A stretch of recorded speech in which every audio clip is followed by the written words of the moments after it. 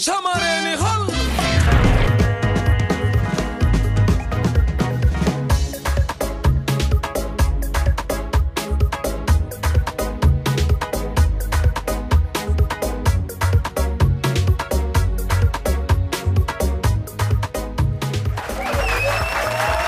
Thank God it's Friday. Thank God it's Friday. I'm always delighted when I get to talk to these young, dynamic Ghanaian, innovative people. I'm going to be talking in my next segment to two guys. One of them is Miguel Ama, who is actually using photography to portray aspects of Ghana in an amazing way. He's based in Glasgow. We're going to be talking to him.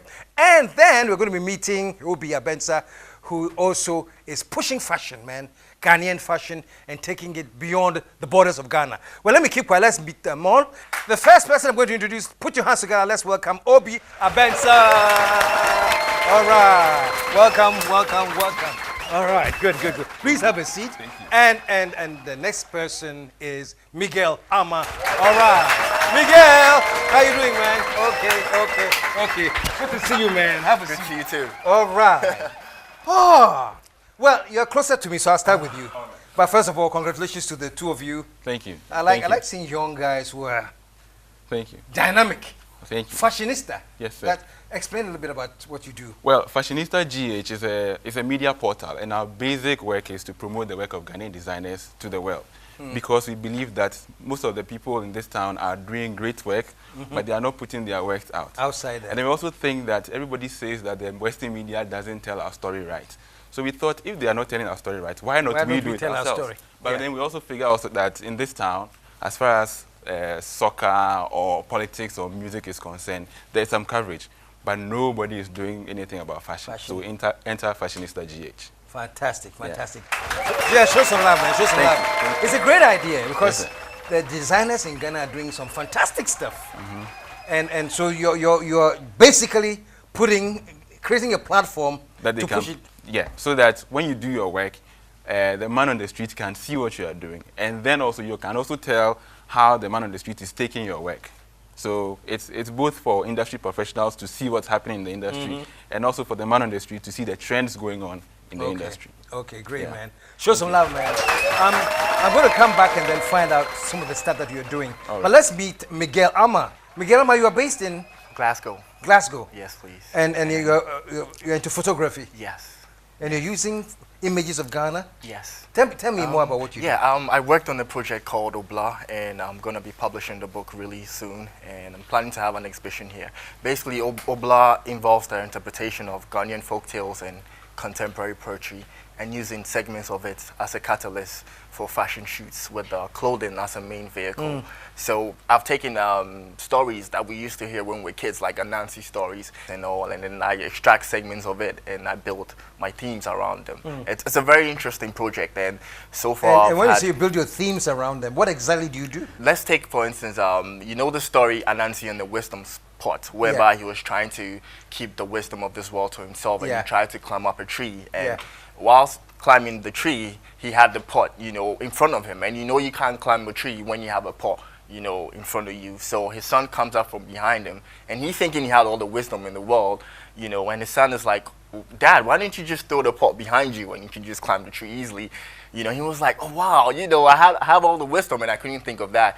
And, in his anger, he just smashes the pot into 1,000,000 pieces. And that's how come you and I are wise. So basically, that shattering of, wisdom, I take, let's say, like basic Ghanaian pots that are, instrumental in our culture, and I just scatter them around, the set that we have, and with, other cultural elements as well. So it's more or less like you are imparting the culture of people, and then at the same time, you're telling them about the fashion of Ghana. So I worked in line with a few designers based in the UK, like Bubushiki and Sima Fashion as well, who are also Ghanaian designers out there making it. And, so. Wow, yeah. wow. Well, I'm going to get back to you very soon, but let's take a quick second and look at some displays of some of his work. Take a look at this.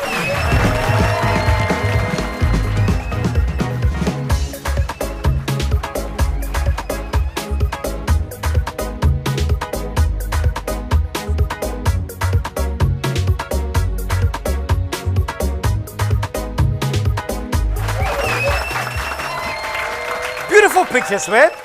That's absolutely beautiful. Thank you. And what I'm getting about your generation is that because of the access to the net, you're taking things even wider. You know, we had Anansi stories too. You know, but then after that we went to sleep. And then generation later, you guys have taken the same old story that we went to sleep on, and you are selling it. Yeah. You're making money from sleeping. Let me show you. And Obi. Yes, sir. Fashion-wise, you said tell me some of the events that you organize that to promote. And our flagship event is the FGH shop, which is the Fashionista GH Shopping Festival, and we had the second one in March of this year during the Easter. What we did was bring together various Ghanaian designers to the place. We're lucky to have MTN sponsor, and then we had everybody come on to buy from them. And what they did was they did discounts. So the things that you could go to their shops and then they were rather highly priced. If you came to the event, it will be discounted. Yes. Oh. And it's an annual event that we've started. That's our flagship event. I see. Aside that too, we do. And that's called Fashionista GH? The Fashionista GH Shopping Festival. But then we also have a hashtag FGH Shop. Okay. Yes. Okay. That's it. Okay. So it's like you're organizing a fair, a fashion fair. Yes, like a fair. It's like what we call trade fair. Trade fair. But only. This is just for the industry of fashion. Fashion. Ghanaian fashion. Wow. Yeah. Beautiful, man. Thank you. Thank you. How did you come up with this? What inspired this idea too? It's interesting, you know, it started as a hobby. I just thought that I wanted to try something new because I was changing fields, and then I thought, why don't I just... to which field? I had been doing music videos, and I was working with a production company, Ohini Media, and I just thought I would try something new. Okay. And, but I thought that there was a vacuum as far as fashion was concerned. So I just started a Facebook page and was putting random images from various designers and saying, oh, this is what Christy Brown is doing, this is what Dwaba Sewa is doing. But because there was a vacuum and I was filling the vacuum, the thing even went beyond me. You got an amazing response. Exactly. Wow. And I was shocked. So then I thought, okay, then now it's larger than a hobby now. So we have to grow it. And then, by God's grace, this is how far we've come. I see. Thankfully, just recently, the Ministry of Trade awarded us as innovation heroes from Ghana because we had used the internet to create change in our society. And we are very grateful for that. No, I'm very, very impressed. You know, I'm very impressed because you're taking Ghana to the global level now, actively. Thank you. By pushing it. Thank you. Ah, yes, sir. Amazing, amazing. And you Miggified? Is it? That's the name of my creative photography agency. It's based in Glasgow, and I'm working on opening up another branch here as well. Yeah. What is the patronage like? Well, so far it's growing. Well, it's getting bigger in Glasgow, and people are buying into the idea of fusing niche fashion. What I mean by niche fashion is when you fuse art with photography. You know, they're slowly buying into that idea. You know, rather than having, you know, a pasted up model and with, you know, a nice location and then that's it. You know, art needs to have a deeper meaning or sense into it. Yeah. So I'm trying to get people to buy into that idea because I came up from an artistic background, and when you perceive, you know, art that way, it's much more interesting and dynamic. You know, so. Wow, yeah. wow. Okay, so breaking away from the art and what you're doing now, growing up as a child, what were the things that intrigued you? Well, I came up in a very rundown district. It's called Alol. I had the most, you know, adventurous childhood, you know, ever, you know, and some of what I saw and experienced influenced my, you know, creative way. I like the rundown, gritty.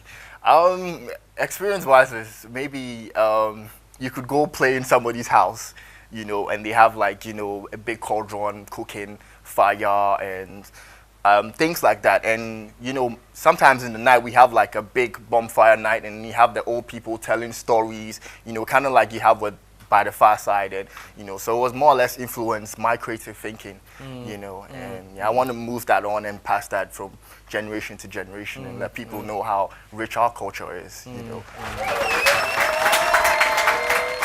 And you? It's funny, when I was growing up, I was living with my aunt who was what we call a seamstress. And then she had apprentices, lots of them, like about 8 running around. But I never really saw myself as taking anything from them. I don't know whether it's sheer coincidence, I don't know, but now I'm